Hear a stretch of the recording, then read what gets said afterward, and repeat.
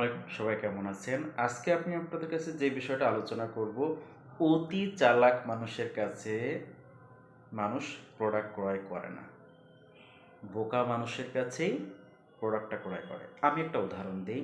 আমি যখন কোনো একটা দোকানে আমার একটা প্রোডাক্ট কিনতে যাই বা ফ্যাশনের জিনিস কিনতে যাই, যে সেলসম্যানটা আমাকে যেই পোশাকগুলা বা আমার যে পছন্দের বিষয়গুলো দেখানো শুরু করে, সে যদি আমার থেকে খুব অ্যাডভান্স লেভেলের চালাক, চতুর, স্মার্ট হয়ে থাকে, নরমালি আমি তার কাছ থেকে প্রোডাক্টটা কিনি না।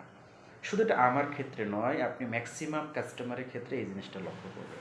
দেখবেন সেলসম্যান যদি কাস্টমারের থেকে একটু কম বোঝে এবং খুব বিনয়ী হয় এবং তার কথা খুব সফটলি হয়, দেখবেন তার কাছ থেকে মানুষ সব থেকে বেশি প্রোডাক্ট ক্রয় করে।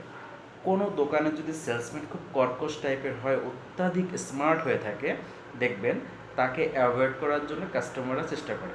যদিও বা আপনার সেই সেলসম্যানের কাছ থেকে কখনো একটা প্রোডাক্ট যদি কিনেও থাকে, পরবর্তী তার প্রয়োজনে দেখবেন যে সেই দোকানটাকে এড়িয়ে যাওয়ার চেষ্টা করে কিংবা সেই সেলসম্যানটাকে এড়িয়ে যাওয়ার চেষ্টা করে।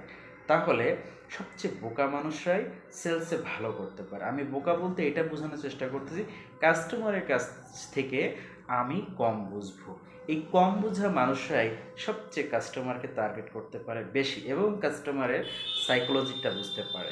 আপনাকে কাস্টমারের প্রত্যেকটা কদম, তার কথা বলা, তার দৃষ্টিভঙ্গি, সে কোন অ্যাঙ্গেলে কথা বলার চেষ্টা করতেছে, আপনাকে এইটা একটু বুঝতে হবে। আপনি প্রোডাক্ট হরহামেশা আপনি অনেকগুলো প্রোডাক্ট আপনি তার সামনে ডিসপ্লে করলেন। অনেকগুলো প্রোডাক্ট ডিসপ্লে করা মানে এই নয় যে আপনার কাছে প্রোডাক্টটা নেবে। আপনি কাস্টমারকে একটু সময় দিন।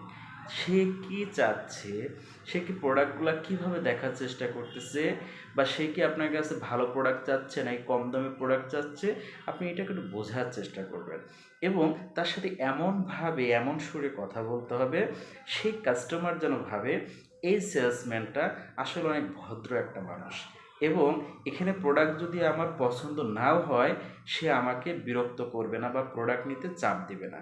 এই যে বিশ্বাসটা যদি জন্মায় যায়, প্রথম ১ থেকে ১.৫ মিনিটের ভিতরে দেখবেন আপনার কাছ থেকে প্রোডাক্ট অবশ্যই কাস্টমার নেবে।